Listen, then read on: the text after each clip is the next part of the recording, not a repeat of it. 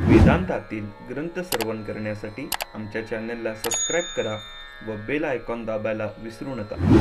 हृदयाचे करती ध्यान त्याची बुद्धी उपाधी करून मिथ्या भान मजची माझे होतसे ज्याच्या अज्ञानी भाषे जगत जसा दोरी सर्प दिसत परी द्वही ठाईना सर्प जगत ते स्वतंत्र आणि स्वयंब्रह्म मीचे आशे पुण्य पुरुषी सदव निष्काम बोध प्राप्ती कारणी भजावा राम तो मीचे आहे आत्मा आप्त काम तरी नमन कोणा करावे म्या.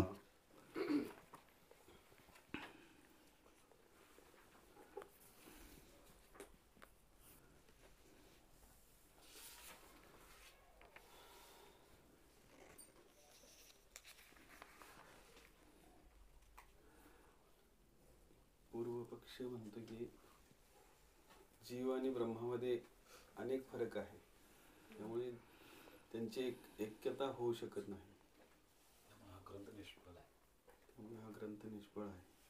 ऐक्य जीव आणि ब्रह्माच्या ऐक्याविषयी पूर्वमताने पूर्वपक्षाने आपलं मत मांडलेलं आहे आणि ते त्यांनी पतंजलीच्या मताचं त्यांनी मत सांगून आपल्याला सांगितलं. हे मत पाहिलं, या मताने जर पाहिलं तर जीवाची लक्षणं आणि ब्रह्माची लक्षणं ही जुळत नाहीत आणि जुळत नसल्यामुळं दोघांमध्ये ऐक्य होणं शक्य नाही.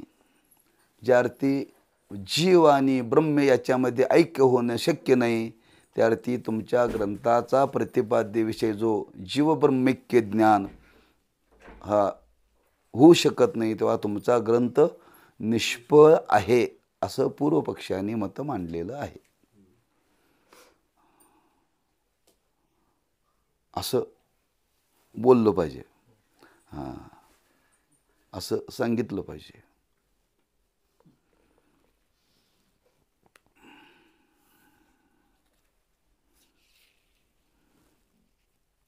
कुठंपर्यंत आलो आपण? पूर्व पक्षाच्या मताने विषयाचे खंडन.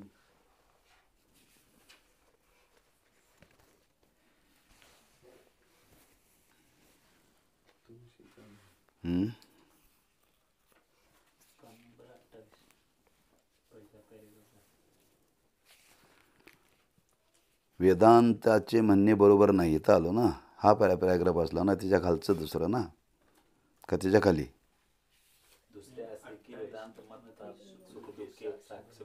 आहेत म्हणजे सुखदुःखी साक्षी जाणतो. इथून खाली वाचायचं आहे, ते वरचं आपण वाचलं.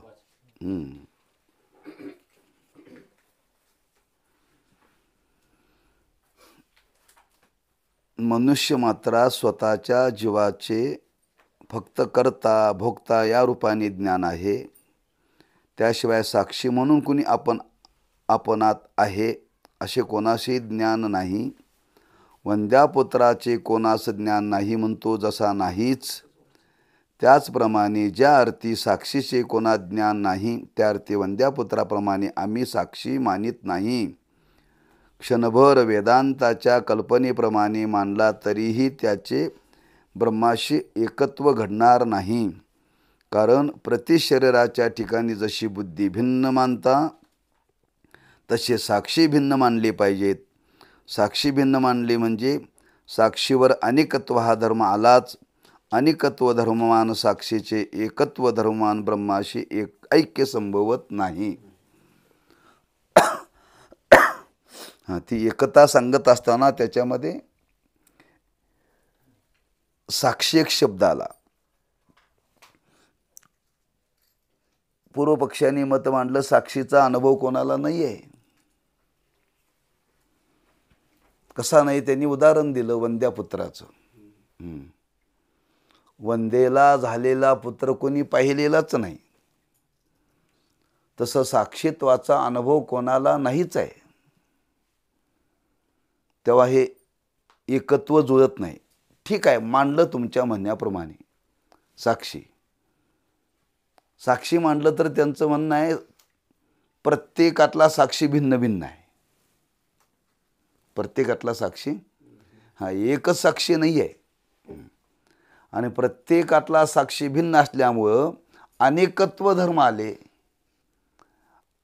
आणि ब्रह्माचा विचार केला तर एकत्व धर्मांसंबंध, अनेकत्व आणि एकत्व हे जुळत नाही. पहिल्यांदा आम्हाला मान्यच नाही साक्षी, आणि वेदांताच्या मताप्रमाणे जरी मांडला तरी अनेकत्व धर्म साक्षीच्या ठिकाणी येतात. त्यामुळे एकत्व घडणं शक्य नाही, असं त्यांनी विचार मांडला. त्याचंच वर्णन पुढे आणखी त्यांनी केलेलं आहे. दुसरे असे की वेदांत मतात सुख दुःखे साक्षी भाष्य आहेत, म्हणजे सुख दुःखे साक्षी जाणतो असा साक्षीभाष्य या शब्दाचा अर्थ आहे. वेदांताच्या सरणीप्रमाणे तो बरोबरी आहे, कारण अंतकरणाचे ठिकाणी असणारे सुख दुःख धर्म हे अंतकरण वृत्तीस किंवा चक्षुरादी ज्ञानेंद्रियास कळणे शक्य नाही. ज्ञानाची साधने ज्ञानेंद्रिय किंवा अंतकरण वृत्ती एवढीच आहेत. कर्मेंद्रिय तर ज्ञानाची साधने नाहीत. ज्ञानेंद्रिय ज्ञानाची साधने आहेत, पण ती इंद्रिय शरीराच्या आत असणाऱ्या अपंचीकृत भूतकार्य अंतकरणास किंवा इंद्रियास जाणत नाहीत. फक्त स्थूल शरीर किंवा बाह्य जड पदार्थ म्हणजे पंचीकृत पंचमहाभूतापासून झालेले विषय यातील आपापल्या विषयासच जाणतात. म्हणजे श्रोत्र शब्दास, त्वचा स्पर्शास, चक्षु रूपास, जिव्हा रसास आणि घ्राण गंधास जाणते. त्यापैकी त्वचा व चक्षु ही दोन इंद्रिय आपापल्या विषयास म्हणजे स्पर्शास व रूपास जाणून त्याच्या आश्रयासही जाणतात. त्वचा आपल्या मृदू व कठीण स्पर्शास जाणून ती मृदू कठीण धर्म जे तक्क्या व दगड यावर असतील त्यासही जाणते. त्याचप्रमाणे चक्षु नील पितादी रूपास जाणून त्याचा आश्रय जे घटपटादी यासही जाणतो. आपल्या गुणात जाणून त्याच्या आश्रयासही जाणण्याचा विशेष धर्म या दोन इंद्रियात असला तरी कोणत्याही इंद्रियाला अंतकरणात जाणण्याची योग्यता नाही. मग अंतकरणाच्या ठिकाणी असणाऱ्या सुखदुःखादी धर्मास इंद्रिय जाणत नाहीत ही निराळे सांगण्याची जरुरी नाही. आता सुखदुःखे साक्षी भाष्य आहेत. काय शब्द वापरलेला आहे? जीवाला जी सुखदुःखे होतात ती साक्षी भाषेत म्हणतो, भासतात त्याला, आणि तो त्याचा साक्षी आहे. त्यांनी पुन्हा प्रश्न तिथं निर्माण केलेला आहे. वेदांतात सुखदुःखे साक्षी भाष्य आहेत म्हणजे सुखदुःखे साक्षी जाणतो. म्हणजे साक्षी म्हणून तुम्ही सांगता तो सुख दुःख जाणतो असं तुम्ही म्हणता.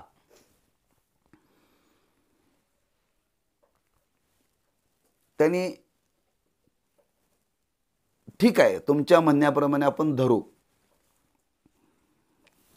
होणारी सुखदुःखे साक्षी जाणतो.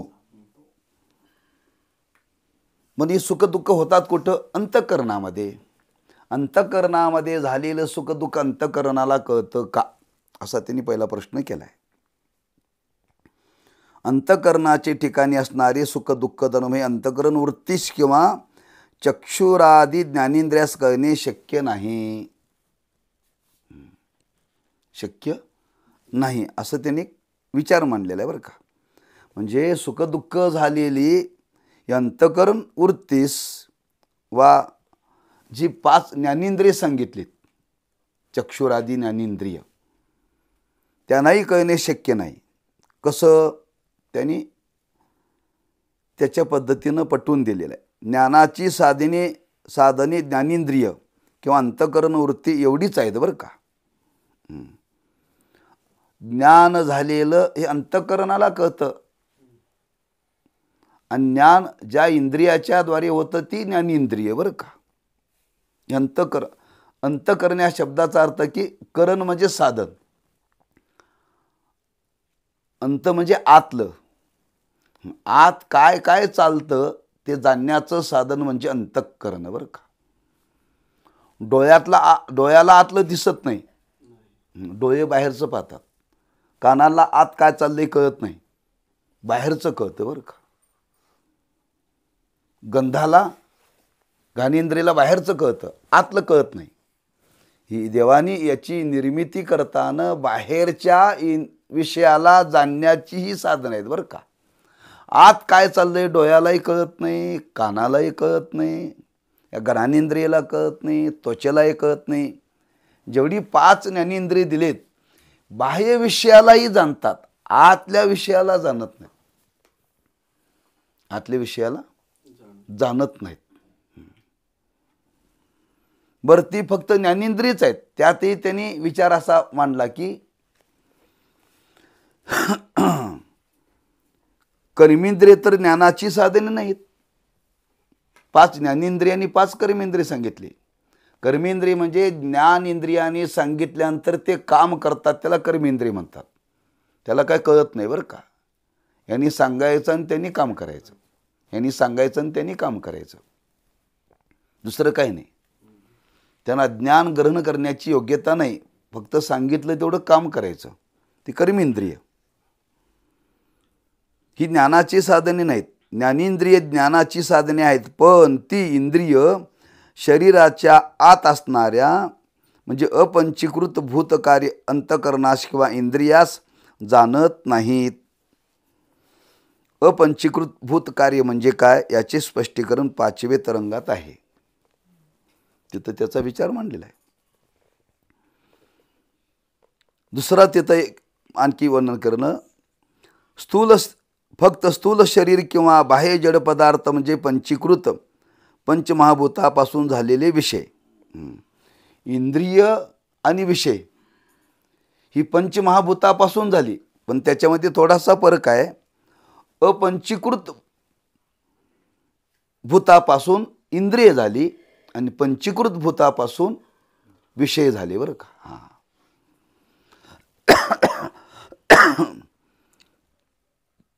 पंचमहाभूतापासूनच निर्माण झालेले आहेत. इंद्रिय सुद्धा पंचमहाभूतापासून निर्माण झालेले आहेत आणि विषय सुद्धा पंचमहाभूतापासून निर्माण झालेले आहेत.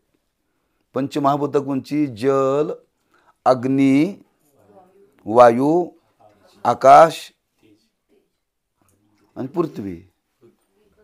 तेज म्हणजे अग्नीच की, अग्नी म्हणजे तेज आणि तेज म्हणजे अग्नी. हां, या प्रत्येक पंचमहाभूतापासून शुद्ध पंचमहाभूतापासून जी इंद्रिय निर्माण झालं त्याला अपंचीकृत शब्द वापरला आहे बरं का. हां, पंचभूताच्या शुद्ध स्वरूपापासून जी इंद्रिय झाली त्याला अपंचीकृत म्हणतात आणि पंचमहाभूताच्या मिश्रणापासून काही पदार्थ निर्माण झाले ते विषय बरं का. अपंचीकृत आणि पंचीकृत फरक आहे दोन्हीमध्ये. हा, विषय निर्माण होताना ह्यातले त्यात मिक्सी करून मिश्रण करून झालेलं आहे बरं का. पंचविषयाचं वर्णन करून त्याला पंचीकृत म्हटलेलं आहे. आणि इंद्रिय निर्माण होत असताना शुद्ध त्या पंचमहाभूतापासून निर्माण झाली म्हणून त्याला अपंचीकृत म्हटलेलं आहे बरं का. हां, शुद्धता आहे तिथं त्या पंचमहाभूताची. इथं शुद्धता नाही इंद्रियांच्या ठिकाणी, विषयाच्या ठिकाणी. म्हणून अपंचीकृत आणि पंचीकृत 2 शब्द आहेत, लक्षात ठेवायचं बरं का. आता बघा तुम्ही, डोळा अग्नीपासून निर्माण झाला. कशापासून निर्माण झाला? हां, मग अग्नीपासून निर्माण झाला. अग्नीपासून जो रूप विषय निर्माण झाला तोच त्या डोळ्याला दिसतो बरं का, दुसरा दिसत नाही. जसा अग्नीपासून डोळा झाला तसा अग्नीपासूनच रूप नावाचा विषय निर्माण झाला. रूप निर्माण नावाचा विषय झाला तो अग्नीपासून झाला, पण पंचीकृत महाभूतापासून झाला. ज्या पंचमहाभूतापासून जे इंद्रिय निर्माण झालं त्याच पंचमहाभूतापासून ते विषय निर्माण झाले म्हणून ते त्यालाच दिसतं, दुसऱ्या इंद्रियाला ते दिसत नाही बरं का. मी काय म्हणतो लक्षात आलं का? नुसतं मान हलवू नका. हां, अग्नीपासून डोळा निर्माण झाला बरोबर आहे. त्याच अग्नीपासून रूप नावाचा विषय निर्माण झाला, हे लक्षात ठेवा. पहिली जोडी. प्रत्येक इंद्रियाचा विषय ठरलेला आहे. हां, दुसरा दुसरं इंद्रिय दुसऱ्या विषयी घेऊ शकत नाही.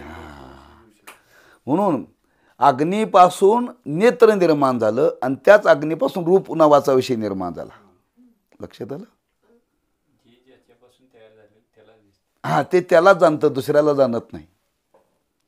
आकाशापासून शब्द निर्माण झाला आणि आकाशापासून श्रवेंद्रिय निर्माण झालं, कान. हे हे हे म्हणजे कान नव्हे बरं का, आत सूक्ष्म इंद्रिय आहे ते. हा फक्त त्याचं संरक्षण करण्याकरता चापा आहे. हे नाक म्हणजे घ्राणेंद्रिय, आत ती इंद्रिय आहे, बारीक दिसत नाही ते. हां, कुठल्याही कॅमेरानं वगैरे. हां, सूक्ष्म आहे ते, अतिंद्रिय आहे. जशी इंद्रिय तसं ती इंद्रिय सुद्धा दिसत नाहीत, कार्यावरून त्याची गणना केली जाते. म्हणून आकाशापासून शब्द निर्माण झाला आणि आकाशापासूनच श्रोत्र इंद्रिय निर्माण झालं. लक्षात आलं? पाण्यापासून रसना निर्माण झाली, जीभ, त्याला रसना म्हणतात बरं का. आणि त्याच पाण्यापासून रस नावाचा विषय निर्माण झाला. बरोबर आहे? घ्राणेंद्रिय पृथ्वीपासून निर्माण झालं आणि त्या पृथ्वीपासून गंध नावाचा विषय निर्माण झाला. आता राहिला कुठला? सुरदास महाराज. वायूपासून त्वचा निर्माण झाली आणि त्याच वायूपासून स्पर्श नावाचा विषय निर्माण झाला. त्या ज्या पंचमहाभूतापासून जे इंद्रिय निर्माण झालं त्याच पंचमहाभूतापासून ते विषय निर्माण झाले. ते त्याला जाणतात, दुसऱ्याला जाणत नाहीत बरं का. आकाशातून शब्द निर्माण झाला, तो कानाने ऐकता येतो, डोळ्याने पाहता येत नाही. म्हणजे 5 ज्ञानेंद्रिय निर्माण केले, 5 इंद्रिय, 5 विषय निर्माण केले. ते इंद्रिय ते त्या विषयाला जाणतात. फक्त विषय निर्माण झाले ते पंचीकृत महाभूतापासून निर्माण झाले आणि इंद्रिय जे निर्माण झाले ते अपंचीकृत महाभूतापासून निर्माण झाले. लक्षात आलं ना? हे 2 महत्त्वाचे शब्द, पंचीकृत आणि अपंचीकृत. पाहिलं तर फार गोंधळ होतोय बरं का. अपंचीकृत महाभूतापासून इंद्रिय निर्माण झाली, ज्ञानेंद्रिय. आणि पंचीकृत महाभूतापासून विषय निर्माण झाले. त्याचा विस्तार पुढे आहे, त्याला पंचीकरण म्हणतात. यातलं त्यात एक पहिल्यांदा रंग निर्माण केला जातो. एका रंगातून दुसरा रंग करण्याकरता 2 रंग एकत्र करावे लागतात. तसं ह्या पंचभूतातलं आणि त्या पंचमहाभूतातलं थोडं थोडं अंश घ्यावा लागतो, तेव्हा एक विषय निर्माण होतो. म्हणून त्याला पंचीकृत शब्द वापरला आहे. पण इंद्रिय निर्माण होताना मात्र ते शुद्ध आहे. एका पंचमहाभूतापासूनच तिथं मिश्रण नाही, म्हणून अपंचीकृत शब्द वापरला. मी पुन्हा सांगतो, लक्षात यावं म्हणून. लक्षात का नाही? कळेपर्यंत सांगायची जबाबदारी आपली, लक्षात ठेवायची जबाबदारी विद्यार्थ्याची. आता त्यांनी हे वर्णन केलेलं आहे.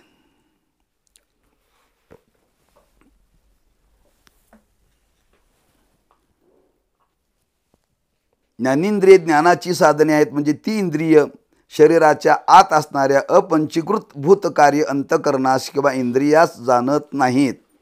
बरं का, काय शब्द वापरलेला आहे?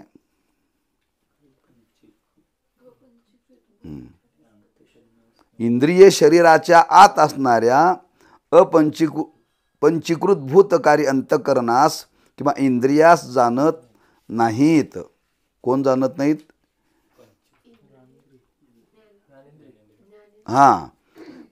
फक्त स्थूल शरीर किंवा बाह्य जड पदार्थ म्हणजे पंचीकृत पंचमहाभूतापासून झालेले विषय यातील आपापल्या विषयासच जाणतात.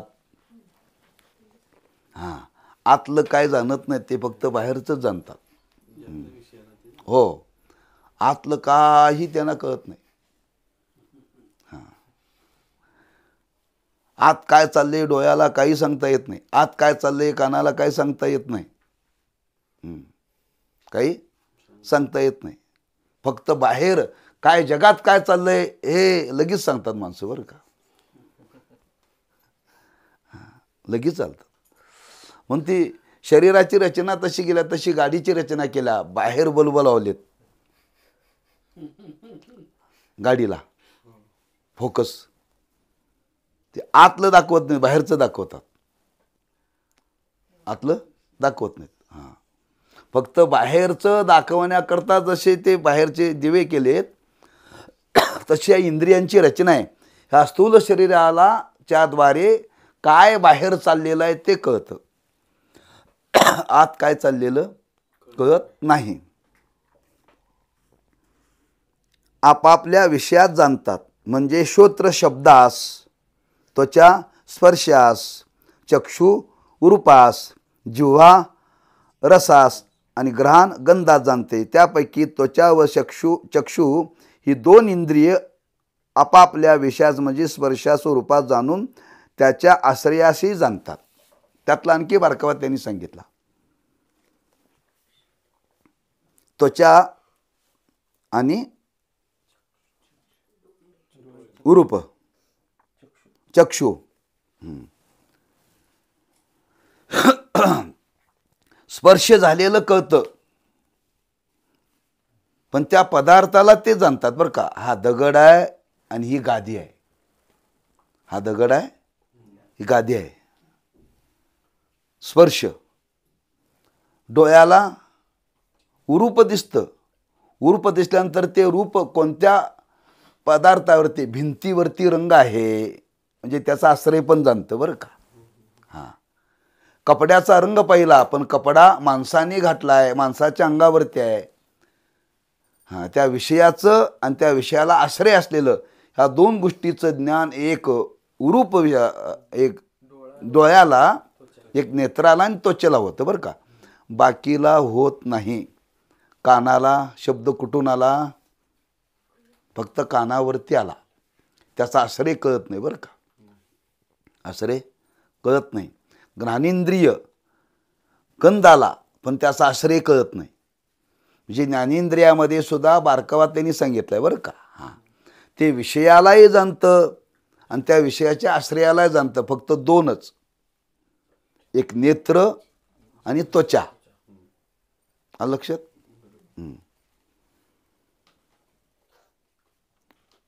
स्पर्शास व रूपास जाणून त्याच्या आश्रयाशी जाणतात. त्वचा आपल्या मृदू व कठीण स्पर्शात जाणून हे मृदू कठीण धर्म तक्क्या व दगड यावर असतील त्यासही जाणते बरं का. मृदू आणि कठीण हे त्वचेला कळतं. हां, त्वचेला कळतं, नुसतं कळत नाही. हा, ज्यावर ते कठीण आहे त्यावर त्यात दगड आहे बरं का. ज्यावर ती मृदू आहे त्यावर ती गादी आहे, तक्क्या आहे, कोंगड आहे, आश्रय. त्याचप्रमाणे चक्षुही नील पितादी रूपात जाणतात. हा निळा रंग आहे, हिरवा रंग आहे, पांढरा रंग आहे व त्याचा आश्रय ते घटपतादी यासही जाणतात. घट म्हणजे गागर आणि पट म्हणजे कापड, त्यालाही जाणतात. आपल्या गुणात जाणून त्याच्या आश्रयाशी जाणण्याचा विशेष धर्म ह्या 2 इंद्रियात असला तरी कोणत्याही इंद्रियाला अंतःकरणात जाणण्याची योग्यता नाही. जाणण्याची योग्यता नाही. त्यांनी जसं ही इंद्रिय विषयालाही जाणतात, त्याच्या आश्रयालाही जाणतात, पण अंतःकरणाला या इंद्रियाला जाणता येत नाही. किंबहुना अंतःकरणाची वृत्ती या इंद्रियाच्या द्वारे बाहेर जाऊन कार्य करतं असं वर्णन केलेलं आहे. हां, पण त्या अंतःकरणाला जाणण्याची योग्यता मात्र या इंद्रियांना नाही आहे. मग अंतःकरणाच्या ठिकाणी असणाऱ्या सुख दुःखाशी धर्मास इंद्रिय जाणत नाहीत ही निराळे सांगण्याची गरजच नाही. पटवून दिले बरं का त्याने. पूर्वपक्ष मत सांगतोय. पूर्वपक्ष. हां, मग जर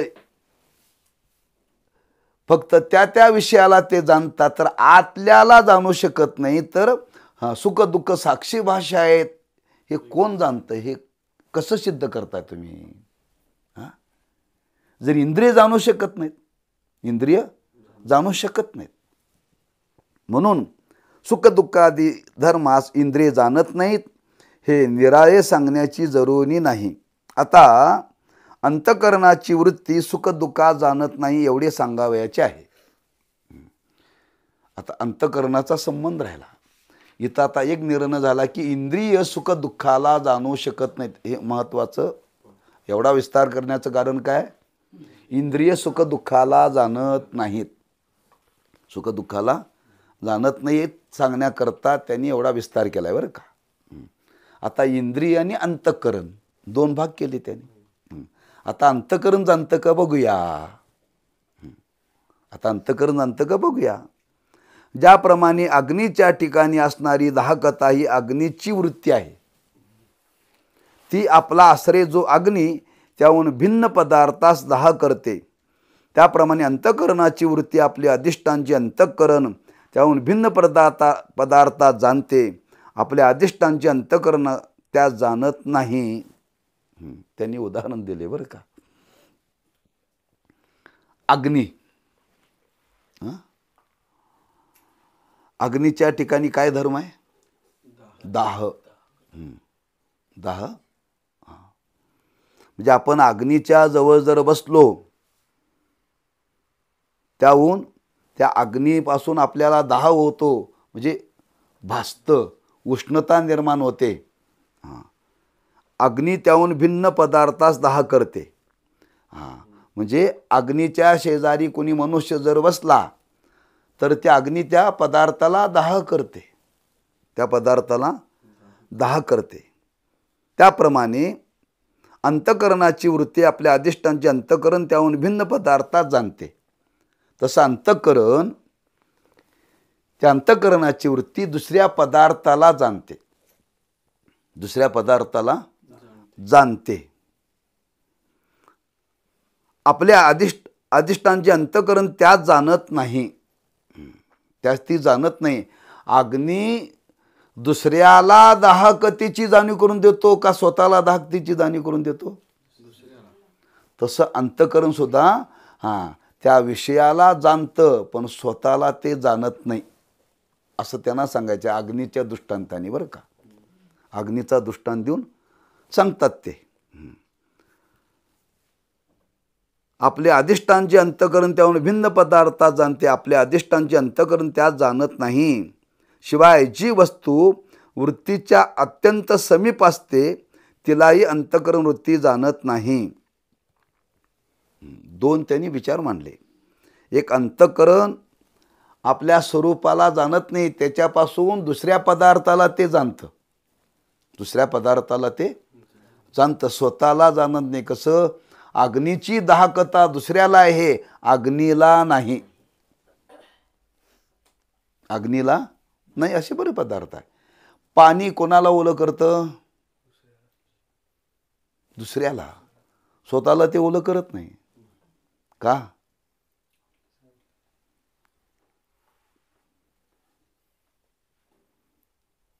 ते त्याचं स्वरूप आहे,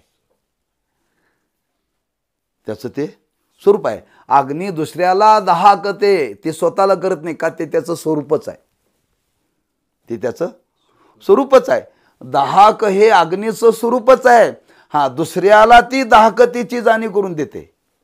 पाणी हे त्याचं ओलावा त्याचं स्वरूप आहे, ते दुसऱ्याला जाणीव करून देतं, स्वतःला नाही.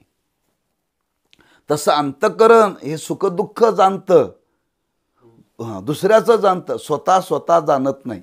जसं अग्नी जाणत नाही, जसं पाणी जाणत नाही, तसं अंतःकरण जाणत नाही. आलं लक्षात ना? ख्याल मी आता आहे का नाही?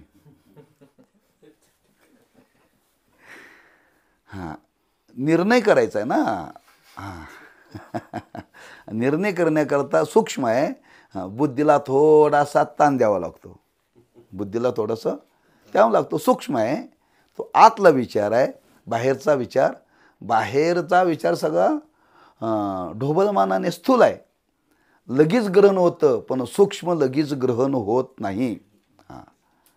दाबणामध्ये दोरा ववायला लवकर येतो काय सुईत लवकर दोरा ववायला येतो? का?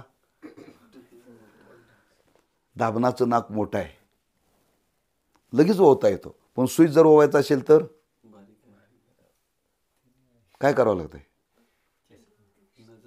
हां, नजर बारीक करावी लागते. हां, सूक्ष्म करावी लागते. हां, सुईचा आणि दाबनातला फरक आहे. जगाला बघणं म्हणजे दाबनासारखं आहे आणि सुईत ओवणं म्हणजे आतल्या स्वरूपाला जाणण्यासारखं आहे. हां, सूक्ष्म करावं लागतं. सूक्ष्म करून तर ती पुन्हा पुन्हा एकदा बाहेर जातोय दोरा, एकदा ह्या बाजूला जातोय, एकदा त्या बाजूला जातोय. एकाच वेळी जात नाही बरं का. 4-5 वेळा प्रयत्न करावा लागतोय, तेव्हा कुठं बरोबर त्या सुईच्या नाकामध्ये दोरा. जेवढी सूक्ष्म बुद्धी कराल तेवढं ती लवकर ओवता येते. दाबना ते करावंच लागत नाही, लगेच ओवता येतं. तसं आपल्या स्वरूपाचं ज्ञान जर करायचं असेल तर बुद्धी सूक्ष्म करावी लागते.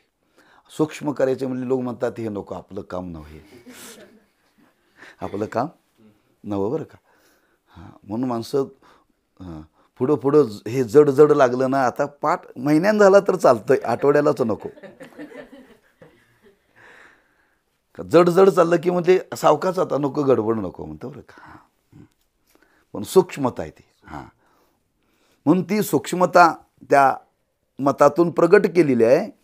म्हणून त्यांनी एक भाव मांडला, अंतकरण वृत्ती दुसऱ्या पदार्थाला जाणते पण स्वतःला जाणत नाही.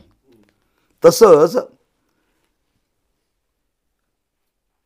त्या वृत्तीच्या अत्यंत समीप असे असलेली वस्तू ती पण जाणत नाही बरं का, जाणत नाही. आता अंतकरणाच्या जवळ असलेली ते जवळचं तिला कळत नाही, दूरचं कळतं. त्याला उदाहरण दिलेलं आहे डोळ्याचं. डोळ्याला बाहेरचं दिसतं पण डोळ्याला लावलेलं काजळ का अति समीप आहे डोळ्याच्या. अति समीप आहे, अगदी जवळ आहे ते. अति जवळचं डोळ्याला दिसत नाही, समीप दिसत नाही, दूरचं दिसतं बरं का. तसं त्या अंतकरणाला अंतकरण वृत्तीच्या द्वारे दुसऱ्या पदार्थाला जाणता येतं, पण त्या अंतकरण वृत्तीच्या जवळ असलेलं तिला जाणता येत नाही, जाणता येत नाही बरं का. हां, एक स्वतःचं स्वरूप जाणता येत नाही आणि अति जवळ असल्यामुळं जाणता येत नाही. त्यांनी दृष्टांत दिलं आहे पुढं, वृत्तीच्या अत्यंत समीप असते तिला अंतकरण वृत्ती जाणत नाही. जसे डोळ्यातील काजळ डोळ्याच्या वृत्तीशी अत्यंत समीप असल्यामुळं डोळ्याची वृत्ती काजळात जाणत नाही, त्याचप्रमाणे अंतकरण वृत्ती अत्यंत समीप असलेल्या अंतकरणात जाणत नाही.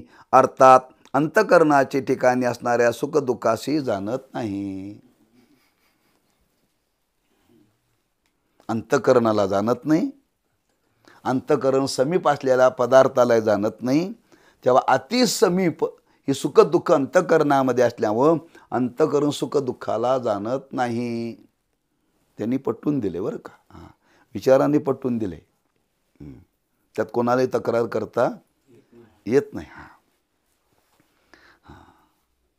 काय एकाग्र झाले बरं का. हे जे पूर्वपक्ष मांडलेला आहे हा कोणी त्रयस्थ मास्तांनी मांडलेला नाही, गुरुनीच मांडला आहे बरं का, ग्रंथकर्त्यांनीच मांडला आहे. ग्रंथकर्त्यांनीच मांडलेला आहे. हां, त्यांनीच जसं ज्ञानोबरायांनी तुकोबरायांनी अभंग लिहिलेला आहे, मन देवाची पूजा करतं, मन देवाची पूजा करतं. मन देवाची पूजा करताना ते मन म्हणतं हे पांडुरंगा तू बरं का. ते मनच म्हणते तूच पांडुरंग बरं का, आणि ते मनच म्हणते मी भक्त बरं का. मनच देव होते आणि मनच भक्त होते. एकच मन बरं का, मन एकच आहे, पण एक मन पांडुरंग झालं आणि एक मन भक्त झालं. हां, एक मन, हां, मनच मनाला भसतं, पण तिथं द्वैत निर्माण केलंय. मन करारे प्रसन्न याच्यामध्ये ते वर्णन आले. मन शिष्य होतं आणि मनच गुरु होतं. बरोबर आहे. हे जसं वर्णन केलं ना तसं ग्रंथकर्त्यानेच पूर्वपक्ष मांडला आहे आणि ग्रंथकर्त्यानेच उत्तर दिलेलं आहे. पक्क होण्याकरता बरं का, पक्क होण्याकरता. त्रयस्थ इथं कोणी आलेला नाही आहे. आणि ही जी मतं मांडली हेच गीतेमध्ये सुद्धा अर्जुनाने प्रश्न निर्माण केलेत. अर्जुनानेच प्रश्न मांडलेत, कोणाचे? जगाचे प्रश्न मांडलेत देवाच्या समोर. आपणच निर्माण केलेत आणि आपणच सोडवून घेतलेत बरं का. एखादा विषय जर आपल्याला समजून घ्यायचा असेल तर ही शास्त्राची पद्धत आहे, पूर्वपक्ष आणि सिद्धांत पक्ष. पक्का विषय कळला पाहिजे. संदेहाला वाव राहता कामा नये. संदेह जर राहिला तर सगळं मुसर कळत गेलं बरं का. संदेह राहिला ना सगळं गेलं. म्हणून घात झाला कोणाचा? अभिमन्यूचा. काय अभिमन्यूचा घात झाला? चक्रव्यूहामध्ये जायला शिकला पण बाहेर पडायला कळलं नाही बरं का. तसे व्यूचा चक्रव्यूहच आहे बरं काय. आत गेला तो पण बाहेर याचं त्याला ज्ञान झालं नाही बरं का. बाहेर याचं त्याला ज्ञान झालं नाही. तसं या ग्रंथाच्या बाबतीत वर्णन केले की या जगताविषयी चाललेलं हे सगळं दृश्य पदार्थ आणि आपल्या स्वरूपाच्या दृष्टीने या दोन्हीचा विचार केला तर या दोन्हीची संगती ऐकणाऱ्याला सांगता आली पाहिजे. त्रस्त माणूस सांगून उपयोग नाही आहे. जर तुम्ही एकाच बाजूने जाण्याचा प्रयत्न केला तर तुम्हाला हे ज्ञान होणार नाही. दोन्ही बाजूने ज्ञान संपादन करायला पाहिजे. जडाचं आणि चेतनाचं दोन्हीचंही ज्ञान संपादन केलं पाहिजे. आणि ते पक्क कळलं पाहिजे. तुम्ही जर एकांतामध्ये बसल्यानंतर तुम्हाला हे प्रश्न सोडवता आले पाहिजेत. नाही आता मी ध्यानाला बसलोय, आता ना मला हे कळना, थांब आता मी मिस कॉल लावतो गुरु महाराजांना. नाही जमायचं. तुमचं ध्यान गेलं ना, ध्यान गेलं. म्हणून ते विचारानेच प्रश्न सोडवायचेत, विचारानेच प्रश्न सोडवायचेत. म्हणून त्याला सूक्ष्मता आहे बरं का. त्यांनी काय सांगितलं? जसे समीप आणि आपल्या स्वरूपाच्या ठिकाणी होणाऱ्याला सुख दुःखाला जाणत नाही, हे त्यांनी विचारांनी पटवून दिलेलं आहे बरं का. म्हणून सुख दुःख साक्षी भाष्य तुम्ही म्हणताना हे आम्हाला मान्य नाही असं त्याचं मत आहे बरं का. आता इंद्रिय किंवा अंतःकरण वृत्ती ही अंतःकरणनिष्ठ सुख दुःखात जाणत नाही असे ठरल्यावर सुख दुःख ज्ञानाची व्यवस्था लावण्याकरता साक्षीच सुख दुःख जाणतो असे म्हणणे प्राप्त आहे. आणि याच अभिप्रायाने सुख दुःखे साक्षी भाष्यात असे वेदांती म्हणतात. अंतःकरण जाणू शकत नाही, इंद्रिय जाणू शकत नाहीत. मला हे कोण जाणतं? साक्षी भाष्य जाणतो. शेवटी हे वेदांताला म्हणावं लागलं, वेदांताला म्हणावं लागलं. कारण सुख दुःख ज्ञानाची व्यवस्था लावण्याकरता साक्षीच सुख दुःख जाणतो असे म्हणणे प्राप्त आहे. याच अभिप्रायाने सुख दुःखे साक्षी भाष्य आहेत असे वेदांती म्हणतात आणि ते बरोबरही आहे. पण सुख दुःखे साक्षी भाष्य म्हटले म्हणजे साक्षी अनेक मान्य भाग आहे. अनेक साक्षी अनेक आहेत. जेवढे शरीर आहेत तेवढे साक्षी आहेत बरं का.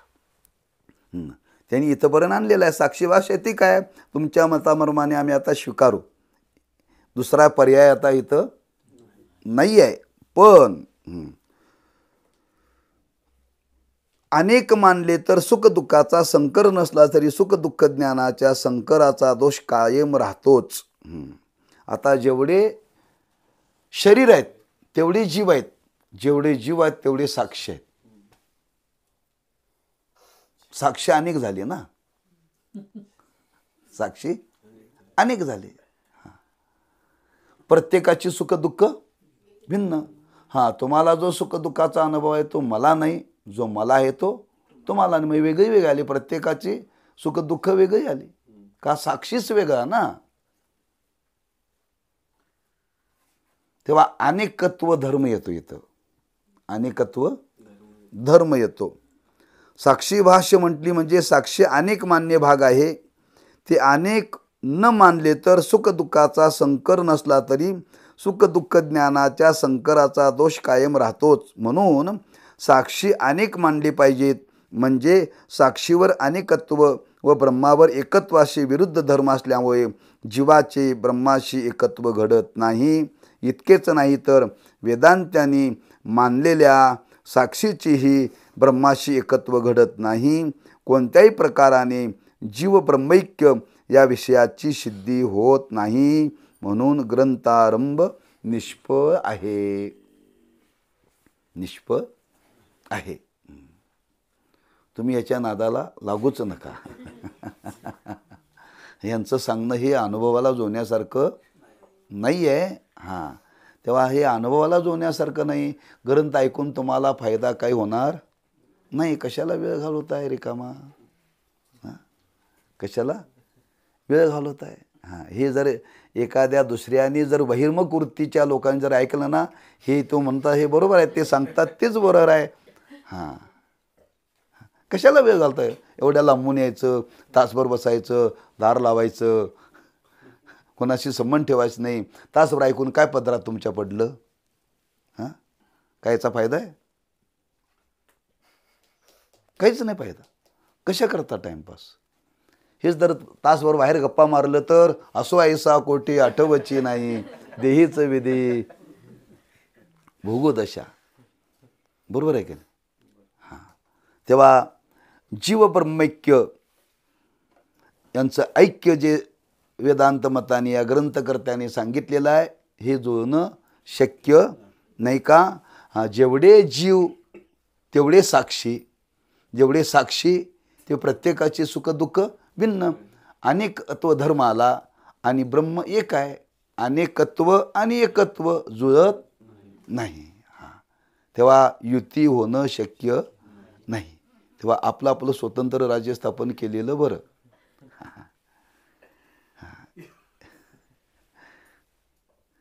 कारण युती होण्याकरता दोघांची मतं सारखी व्हावं लागतात ना. ही दोन मतं आहेत, मग राज्य चालवणार कसं? म्हणजे राज्य चालवण्याकरता सुद्धा अनेक पक्ष एकत्र आले तरी दोघांची मतं एक व्हावी लागतात ना. दोघांची एक मतं नाही झाली तर राज्य चालवता येत नाही.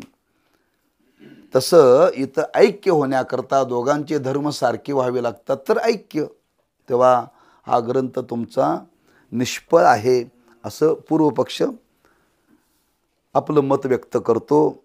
आता या पूर्वपक्षाचं मत कसं बरोबर आहे का चुकीचं आहे हे पुन्हा सिद्धांत मताने सिद्ध केलेलं आहे बरं का. सिद्धांत मताने विषयाची सिद्धी. आता जे वर सांगितलं हे खरंच बरोबर आहे का चुकीचं आहे, आता पुन्हा आपल्याला ते पटवून देतात. हे चुकीचं आहे हे आपल्याला बरोबरच वाटतंय बरं का. चुकीचं आहे हे आपल्याला बरोबरच वाटतंय आणि बरोबर आहे हे आपल्याला बरोबरच वाटतंय. पण कुठलं बरोबर मानायचं मग? हां, विरोधी पक्षाचं पण मत बरोबरच म्हणतात लोक आणि सरकारचंही लोक मत बरोबरच म्हणतात. अरे दोघांचं मत एक मानून चालत नाही ना. एकाचं कोणाचं तरी ग्रहण केलं पाहिजे ना. हां, एक विरोधी पक्षाचं तरी मत स्वीकारा, तर सरकारचं मत तरी स्वीकारा. हे ऐकताना आता आपल्याला आपण पूर्व पक्षाचं मत ऐकलं हे बरोबरच वाटतं. हां, हो, पटवून देतात आणि अनुभव नाही, ते अनुभवाच्या विरुद्ध नाही आहे. हां, अनुभवाच्या विरुद्ध नाही आहे. हां, मग आता सिद्धांत मतांनी त्याची आपल्याला विचारसरणी सांगतात, पटवून देतात. जीवब्रह्माची एकता या ग्रंथाचा विषय सिद्ध आहे. अंतःकरणाधिष्ठान चैतन्य आणि अंतःकरणात प्रतिबिंबित चैतन्य या तिहीच जीव म्हणतात. जीवाचं लक्षण केले. जीव कोणाला म्हणतात बरं का? अंतःकरण, अंतःकरण अधिष्ठान चैतन्य, अंतःकरण अधिष्ठान चैतन्य आणि त्या अंतःकरणामध्ये प्रतिबिंबित चैतन्य या तिन्हीला मिळून जीव म्हणतात. जीवाची व्याख्या केली आहे. जीव कोणाला म्हणतात?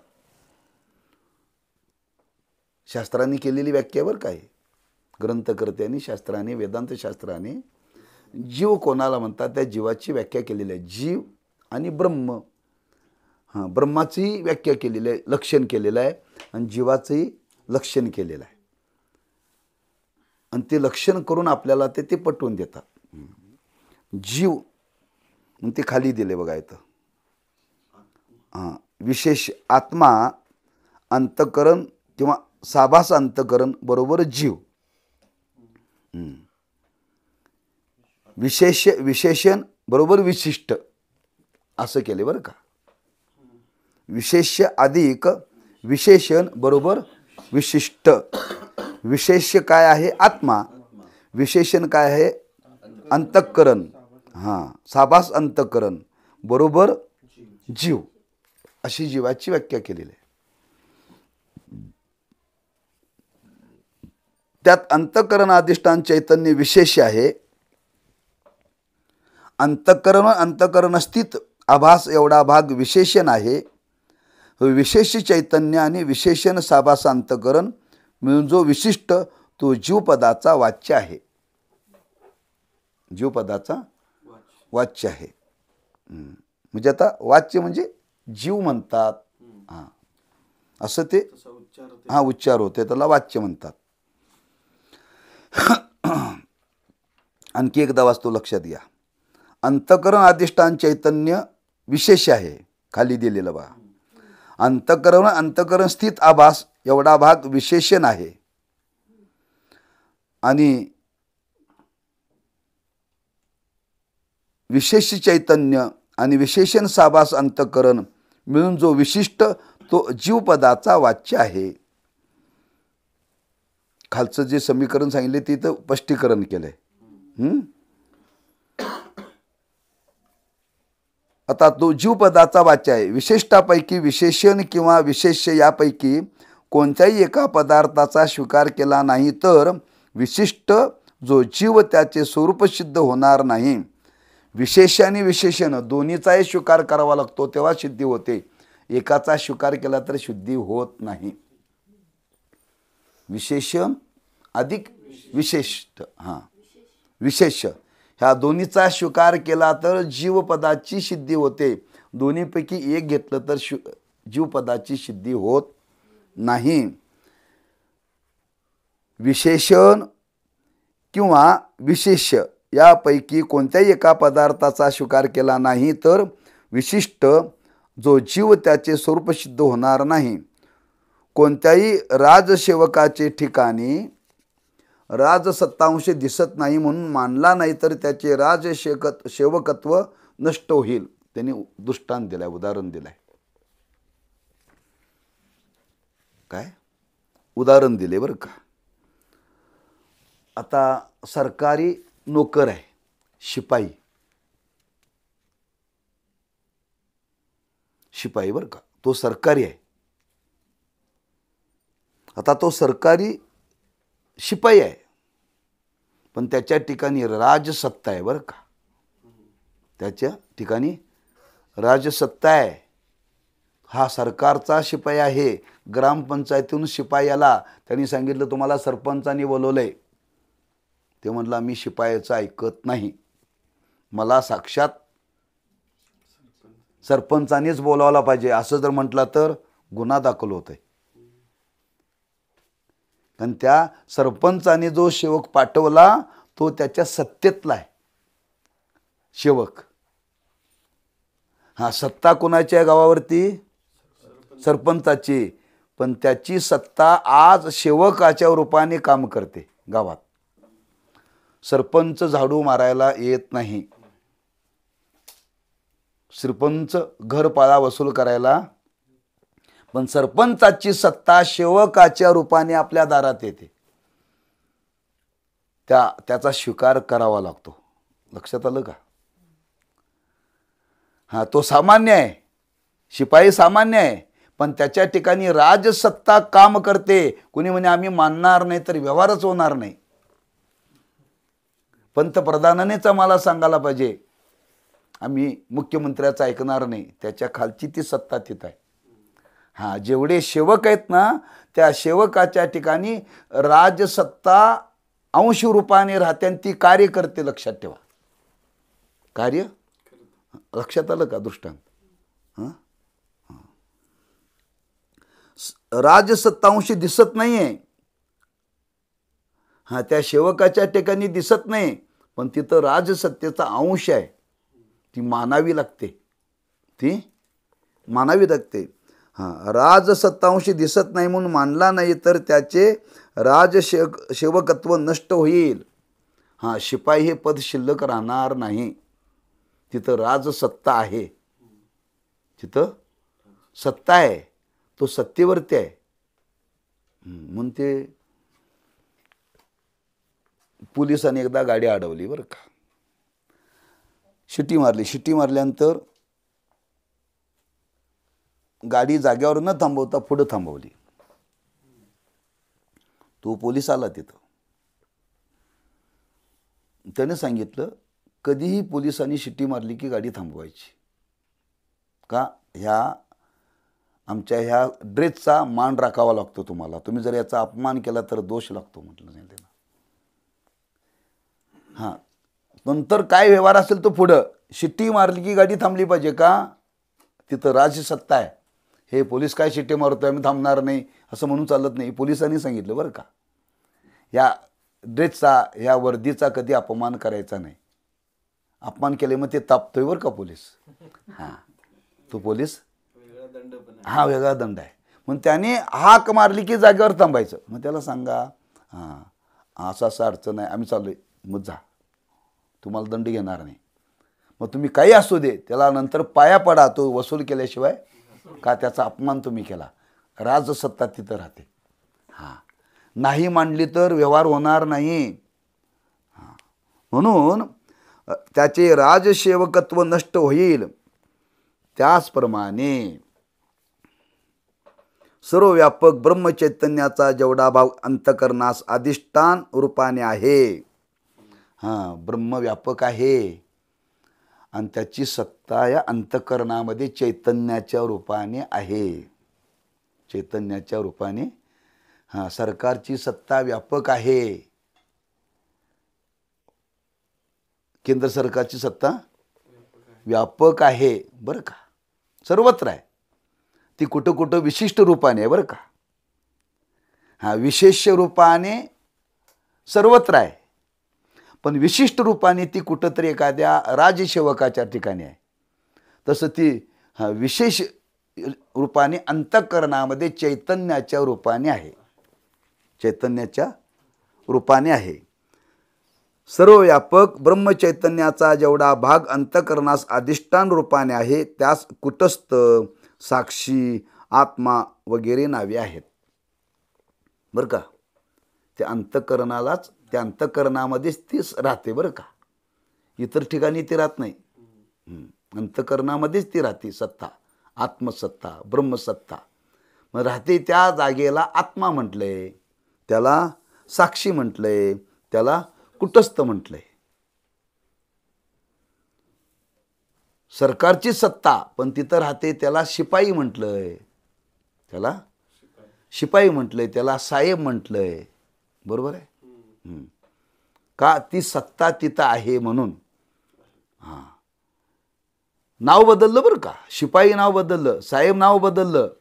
तसं ब्रह्म व्यापक आहे, पण ते विशेष रूपाने अंतःकरणाच्या ठिकाणी अधिष्ठान रूपाने राहतं. म्हणून त्याला आत्मा, त्याला साक्षी, त्याला कुटस्थ अशी नावं दिलेली आहेत. तो चैतन्य भाग जीव रूपात विशेष भाग आहे. हां, ते चैतन्य जीव रूपामध्ये विशेष रूपाने आहे बरं का. जीव रूपामध्ये ते आहे. हां, लक्षात येतं ना, नुसतं मना हलवू नका बरं का. अंतःकरणामध्येच कुटस्थ चैतन्य आणि त्या अंतःकरणाला आणि त्या मूळ स्वरूपाला मिळून जीव ही संज्ञा आहे. त्या स्वरूपापासून बाजूला करता येत नाही. मूळ सत्तेपासून सेवकाला बाजूला करता येत नाही, हे लक्षात ठेवा. मूळ सत्तेपासून सेवकाची सत्ता बाजूला करता येत नाही, ती मानावीच लागते. तसं मूळ जे स्वरूप आहे ते ब्रह्म, ते अंतःकरणामध्ये आज ते चैतन्याच्या रूपाने आज वास करतं. त्याला साक्षी म्हटलेलं आहे, त्याला साक्षी म्हटलेला आहे, त्यालाच आत्मा म्हटलेला आहे, त्यालाच कुटस्थ म्हटलेला आहे. म्हणून जो चैतन्य भाग जीवरूपात विशेष भाग आहे, पुढे त्यांनी वर्णन केले. तो वंद्यापुत्राप्रमाणे असत आहे असे पूर्वपक्षी म्हणतात. त्यांनी मागे बोललं ना, वंद्यापुत्र दिसत नाही तसा साक्षी दिसत नाही. वंद्यापुत्र असत आहे, त्याचं अस्तित्वच नाही आहे, म्हणजे तो जड आहे, तो जड आहे. साक्षी जड नाही आहे, तो चेतन आहे. वंद्यापुत्र जड म्हणलं, असत आहे, असत म्हटलं की जड आलं. वंद्यापुत्राप्रमाणे असत आहे असे पूर्वपक्षी म्हणतात, पण साक्षीचा स्वीकार केला नाही तर विशिष्ट जो जीव त्याच्या स्वरूपाची सिद्धीच घडणार नाही. त्याच्या स्वरूपाची जीवाची सिद्धी, साक्षीचा तुम्ही जर स्वीकार केला नाही अंतःकरणामध्ये, आज तो साक्षी रूपाने वास करतो. कोण? आपलं स्वरूप, चैतन्य. त्याचा जर स्वीकार नाही केला तर जीवाची सिद्धीच होणार नाही.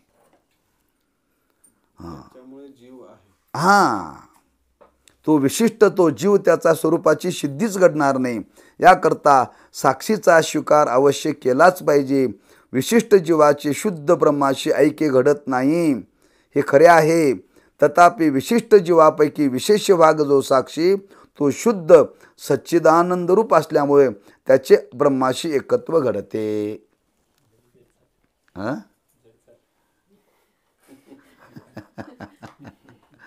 एकत्व घडते. विशिष्ट विशेषण ही ती दोन गोष्टी लक्षात ठेवल्या पाहिजे. काय सांगितलं अलीकडं? विशेषाने विशेषण आणि विशिष्ट. विशिष्ट कोणाला म्हणतात? विशेष्य आणि विशेषण मिळून जे होतं त्याला विशिष्ट म्हणतात. यातलं एक नसेल तर त्याला विशिष्ट म्हणता येत नाही. आत्मचैतन्य पाहिजे आणि अंतःकरणही पाहिजे. अंतःकरणाला अधिष्ठान त्या चैतन्याचं आहे, त्याच्याशिवाय ते राहू शकत, कार्य करू शकत नाही, कार्य करू शकत नाही. म्हणून त्यांनी उदाहरण दिलेलं आहे. शिपाई त्या सत्तेशिवाय कार्य करू शकत नाही, कार्य करू शकत नाही. ती सत्ता आहे म्हणून तो शिपाई आहे. तसंच ब्रह्मचैतन्य त्याचा भाग इकडे आहे म्हणून अंतःकरणामध्ये ते आज प्रतिबिंब रूपाने आहे, पण मूळ ते मात्र अंतःकरणाला अधिष्ठान आहे. अधिष्ठान आहे बरं का. हो, कळण्याकरता आपल्याला केलं होते, कळण्याकरता केलेलं आहे, प्रत्यक्षात तसे नाहीत. आता वर्णन केले. आता इथं आपण याला काय म्हणतात? अवकाश, याला मठाकाश. बाहेर गेला की घागरीमध्ये त्याला घटाकाश, आणि त्याच्या तुम्ही एकदम पटांगणात गेला महाकाश. आकाश तीन काय एक? कसं काय? मगाच तर म्हणा आम्ही मठात होतो, आता म्हणताय घटात आहे, आणि आता म्हणताय महाकाशात आहे. कुठलं नेमकं? आकाश एकच आहे. उपाधीमुळे मठाकाश, उपाधीमुळे घटाकाश. जे पटांगणामध्ये आकाश आहे तेच घटात आहे. जे पटांगणामध्ये आहे तेच मठात आहे. ते वेगळं आणि हे वेगळं नाही आहे.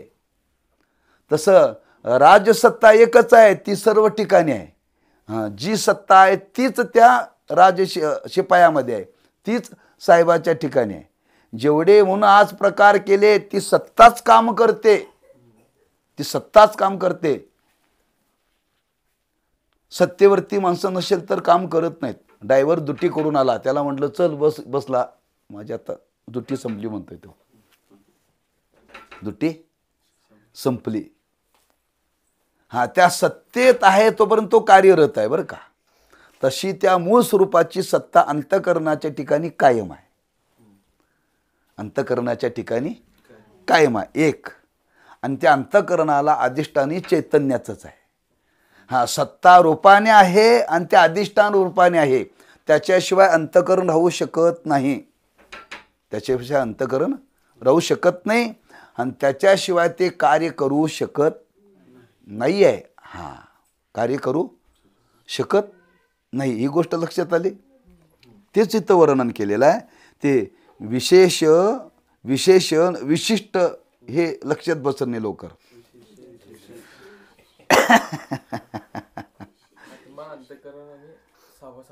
हां, हे लवकर लक्षात बसत नाही, इथं गोंधळ होतो बरं का. म्हणून याकरता साक्षीचा स्वीकार अवश्य केला पाहिजे. म्हणजे विशिष्ट जीवाचे शुद्ध ब्रह्माशी ऐक्य घडत नाही हे खरे आहे. तथापि विशिष्ट जीवापैकी विशेष भाग जो साक्षी तो शुद्ध सच्चिदानंद स्वरूप असल्यामुळे त्याचे ब्रह्माशी एकत्व घडते. हां, विशिष्ट आणि विशेष दोन शब्द वापरले बरं का. विशिष्ट जीवाचे शुद्ध ब्रह्माशी ऐक्य घडत नाही. विशिष्ट कोण आहे? जीव. हा, मूळ स्वरूपाशी त्याचं ऐक्य घडत नाही. पण विशेषण जे सांगितलं अंतःकरण साक्षी, तिथं मात्र ऐक्य सांगितलं बरं का. हां, तिथं मात्र ऐक्य सांगितलं. विशिष्ट जीवाचे शुद्ध ब्रह्माशी ऐक्य घडत नाही हे खरे आहे. तथापि विशिष्ट जीवाशी विशेष भाग जो साक्षी तो शुद्ध सच्चिदानंद स्वरूप असल्यामुळे त्याचे ब्रह्माशी एकत्व घडते. अंतःकरणाच्या ठिकाणी बरं का. हां, विशेष सांगितलं ना. हां, त्याच्या ठिकाणी हां, जे अंतःकरणाच्या ठिकाणी ज्या चैतन्याचं प्रतिबिंब आहे ते मूळ स्वरूपाला सोडून नाही आहे, मूळ स्वरूपाला सोडून नाही आहे. पण जीव आणि ब्रह्म तुम्ही जर बघायला गेला तर एकत्व तिथं तुम्हाला घडणार नाही. पण अंतःकरणाच्या ठिकाणी असलेलं चैतन्य आणि मूळ विशिष्ट असलेलं आत्मचैतन्य हे दोन नसून एकच आहेत, हे दोन नसून एकच आहेत. इथं एकत्व मांडलं जातं. पूर्ण जीवाचा तुम्ही विचार करायला गेला तर तिथं जुळणार नाही. मग आता तिथं त्यांनी पुन्हा पृथक्करण केलंय पुढं बरं का. हां, पुढचं वाचल्यानंतर लक्षात येईल.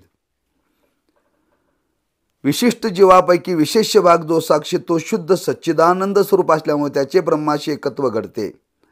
आभासयुक्त अंतःकरण हे साक्षी चैतन्याचे विशेषण असल्यामुळे त्या साक्षीच्या ठिकाणी जीव असा व्यवहार होतो. आणि तेच साभास अंतःकरण उपाधी असेल तर उपाधी अधिष्ठान चैतन्य साक्षी अशी संज्ञा येते. ओळख पटण्याकरता जो संकेत केलेला असतो त्याला संज्ञा म्हणतात. व जीवामध्ये व चैतन्य भाग जो मंद बुद्धी पुरुषास न समजण्यासारखा असला तरी शास्त्रयुक्तीने ज्याची सिद्धी होते तो पदार्थ न मानणे हे सास आहे. यावरून इतके सिद्ध झाले की साभास अंतःकरण अधिष्ठान चैतन्य जीव आहे आणि त्या साभास अंतःकरण एवढा भाग विशेषण आहे. विशेष जो चैतन्य भाग त्या साभास अंतःकरण विशेषण असले तर जीव म्हणावे आणि साभास अंतःकरण उपाधी असेल तर त्यास चैतन्य भागा साक्षी म्हणावे. अंतःकरणाचे ठिकाणी कर्तृत्व भोक्तृत्व सुख दुःख इत्यादी संसार धर्म आहेत. त्या धर्मास वर्तमान शुद्ध सो साक्षी त्याचे ज्यावेळी अंतःकरण ज्ञान करून देते त्यावेळेस अंतःकरणास विशेषण म्हणावे. व आपल्या धर्मास वर्तमान जे दुसऱ्याचे ज्ञान करून देते त्यास विशेषण म्हणतात. आणि आपण वेगळे राहून जे दुसऱ्याचे ज्ञान करून देते त्यास उपाधी म्हणतात. काळा घोडा आहे या वाक्यात घोडा हे विशेषण आहे, काळा हे विशेषण आहे. काळा रंग आपल्या सवर्तमान घोड्याचे ज्ञान करून देतो म्हणून काळा रंग हे घोड्याचे विशेषण आहे. घोडा हे विशेष आहे व काळा घोडा हे विशिष्ट आहे. कानाच्या चाप्यात जे छिद्र असते त्या छिद्रात व्यापक आकाशाचा जेवढा भाग असतो तेवढ्याच आकाश भागास श्रोत्र म्हणतात. व त्या ठिकाणी कानाचा चापा आपण वेगळा राहून आपल्या छिद्रात असणाऱ्या आकाश भागाचे श्रोत्राशी ज्ञान करून देतो. म्हणून कानाचा चापा श्रोत्राशी उपाधी आहे, श्रोत्र उपहित आहे. विशेषणाने युक्त जो विशिष्ट म्हणावा, उपाधीयुक्त तो उपहित म्हणावा. एकच अंतकरण अधिष्ठान चैतन्याचे ठिकाणी साक्षीभाषे उत्पन्न करते, त्या उपाधी आणि जीवभाव उत्पन्न करते ते विशेषण असते. अंतकरण अधिष्ठान चैतन्याचे ठिकाणी वास्तविक साक्षीत्व नाही, जीवभावही नाही. अज्ञानी जीवास आत्म स्वरूपाचे मी करता भोगताचे ज्ञान होते. त्यावेळी विशेषणाचे लक्षणाप्रमाणे अंतकरणास विशेषण म्हणतात आणि ज्ञानवानास आत्म्याचे असंग ब्रह्मरूपे करून भान होते म्हणून त्यास अंतकरण उपाधी म्हणतात. अंतकरणास उपाधी म्हणतात. जीवाचा विशेष भाग जो साक्षी त्याचे ठिकाणी कोणतेही संसार धर्म नाही व संसार धर्म विशेष जे अंतकरण त्याचे ठिकाणी आहेत. विशेष जो साक्षी त्याचे ठिकाणी क्लेशाधिक मानले तर वेदवचनाशी विरुद्ध येईल. असे वेदवचने साक्षी सर्व क्लेशाहून रहित आहे असे प्रतिपादन करतात. साभास अंतकरण विशिष्ट जो व्यावहारिक जीव त्याचे ब्रह्माशी एकत्व घडत नाही हे खरे आहे. तथापि जीव ब्रह्मरूप आहे असे म्हणण्यात जीवपदाने पारमार्थिक जीव म्हणणे जीवपदाचे लक्ष जो साक्षी त्याचे ब्रह्माशी एकत्व घडण्यास हरकत नाही असे तात्पर्य आहे. वास्तविक बुद्धी देशात सर्व व्यापक चैतन्याच्या असणाऱ्या भागास फक्त साक्षी अशी संज्ञा मात्र केल्याचे सांगितले आहे. वस्तुतः ते दोन्ही एकच आहेत, परंतु ज्यांना शास्त्र संस्कार नाही त्यांच्या समजुतीकरता जीव ब्रह्माची एकता विशेषण आणि उपाधी या स्वरूपे सांगून सिद्ध केलेली आहे. एवढा विचार सूक्ष्म आहे.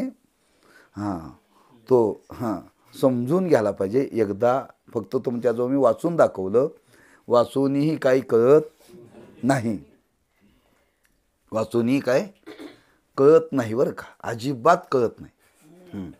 हे मराठी आहे का संस्कृत आहे हेही कळत नाही बरं का. म्हणून काही लोक म्हणतात हे सांगणाऱ्याला तरी कळतं का,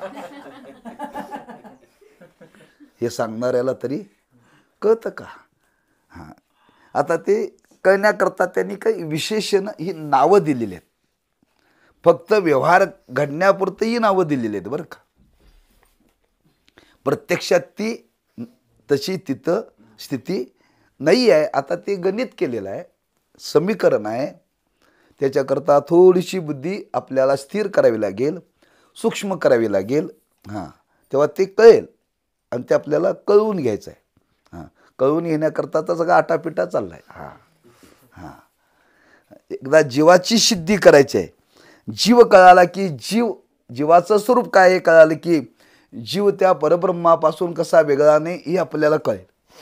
त्या जीवाची सिद्धी इथं केली आहे बरं का. जीव कोणाला म्हणतात, आपण या देहाला जीव म्हणतो, या देहालाच जीव म्हणतो. शरीर म्हणजे जीव नव्हे बरं का, इंद्रिय म्हणजे जीव नव्हे. त्याचं पृथक्करण केलेलं आहे. मागं आपल्याला मी गोष्ट सांगितली होती.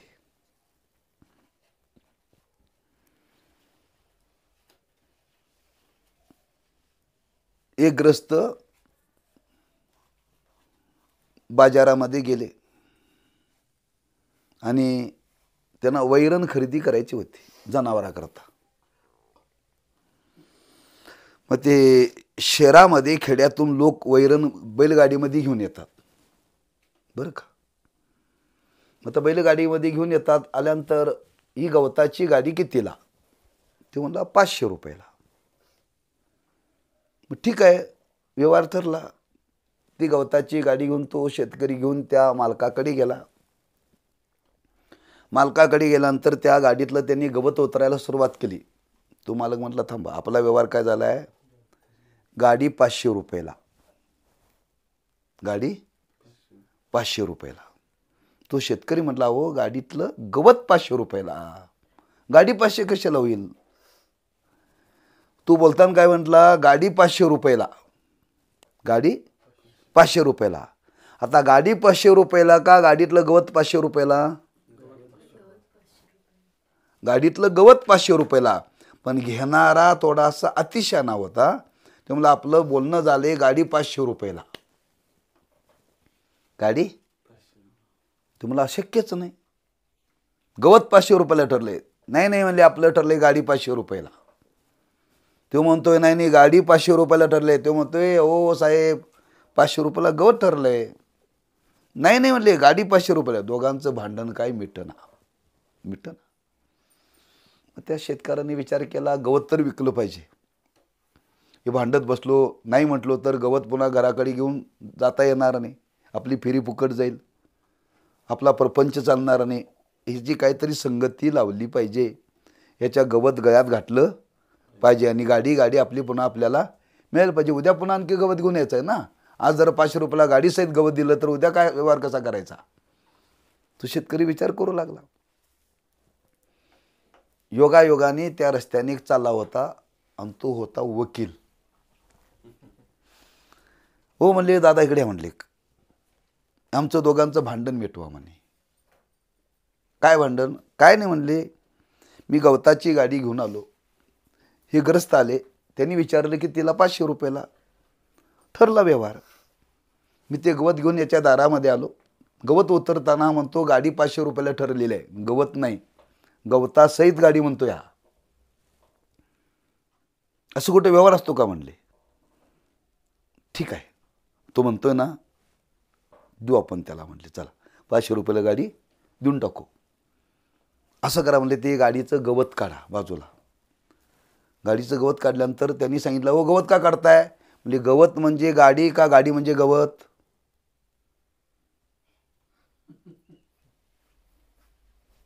गवत म्हणजे गाडी नव्हे आणि गाडी म्हणजे गवत नव्हे. हां बाजूला काढलं. त्यानं गाडीचं एक चाक काढलं. म्हणजे चाक का काढतात? तुला गाडी पाहिजे का गाडीचं चाक पाहिजे? गाडी म्हणजे चाक का? नाही म्हणते. मग काढा बाजूला म्हणला. हां पुढचा जू काढला. ओ जू का काढताय? जू म्हणजे गाडी का? नाही. तुला गाडी पाहिजे ना, मी गाडीचं चाक काढून घेणार आहे म्हटला. गाडूचा जू काढणार आहे. हां म्हणला गाडीचा म्हटला साठा काढवा. साठा का काढता? गाडी म्हणजे साठा का? नाही. तुला गाडी पाहिजे ना. सगळे त्याचे अवयव बाजूला केले. गाडी सिद्ध झाली का? गाडी कुठं आहे? चाक म्हणजे गाडी का? जू म्हणजे गाडी का? गाडीची दांडी म्हणजे गाडी का? या सगळ्याला एकत्र आणल्यानंतर गाडी होते.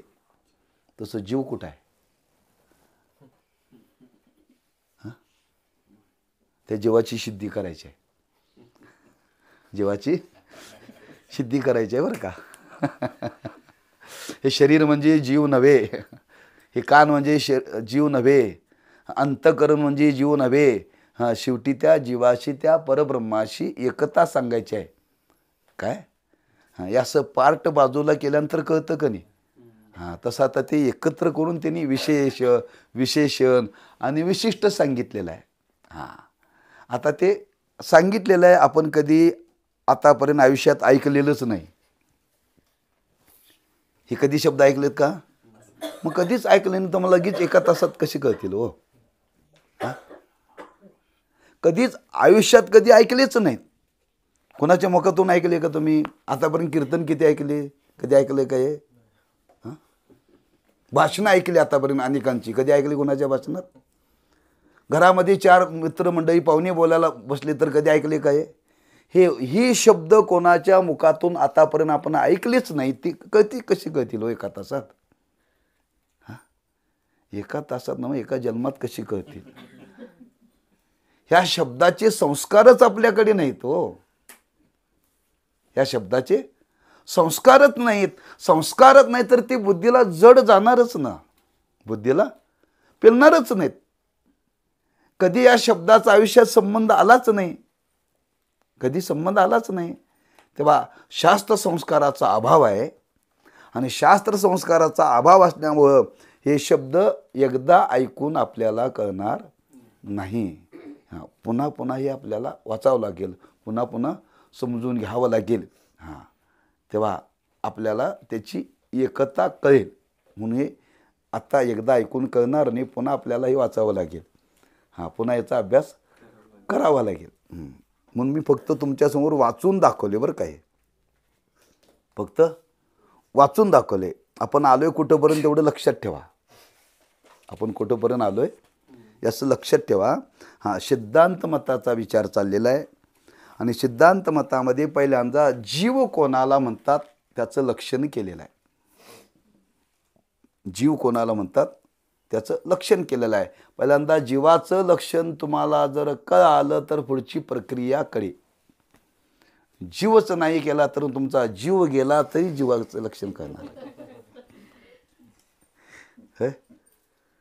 जीव गेला तरी कळणार नाही.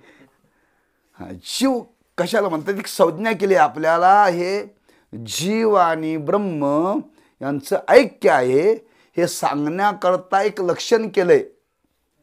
ते वास्तवात नाही, वास्तवात नाही आहे. सोनं आहे काय, सोन्यामध्ये अंगठी आहे का अंगठीत सोनं आहे? हां, अंगठीमध्ये सोनं आहे, सोन्यात अंगठी नाही. बरोबर आहे ना. सोनं म्हणजे ब्रह्म, सोनं म्हणजे ब्रह्म. त्या ब्रह्माच्या ठिकाणी जीव नाही आहे, पण जीवाच्या ठिकाणी ब्रह्म आहे. अंगठी म्हणजे जीव, अंगठीत सोनं आहे, अंगठीत सोनं आहे. हां, सोन्याशिवाय अंगठी होत नाही. काय होते? सोन्याशिवाय त्याला सत्ताच नाही अंगठीला. मग सोन्याशिवाय अंगठीला जर सत्ता नाही तर जीवाला ब्रह्माशिवाय सत्ता कशी असेल? बरोबर आहे ना. पण तुम्ही जीवात जर, ब्रह्मात जर जीव शोधायला गेला, जर सोन्यात जर अंगठी शोधायला गेला तर सापडेल का? सापडणार नाही. पण अंगठीत सोनं आहे का नाही हे सांगायचं आहे. हां, कळण्याकरता अंगठी. वास्तवात अंगठी नाहीच आहे, ते एक अलंकार केला हो. हां, पण एकदा सोन्याचं ज्ञान तुम्हाला झालं, मग तुमच्या समोर कुठलाही अलंकार आला तर तुम्ही अलंकार बघणार नाही, सोनंच बघणार, सोनंच बघणार.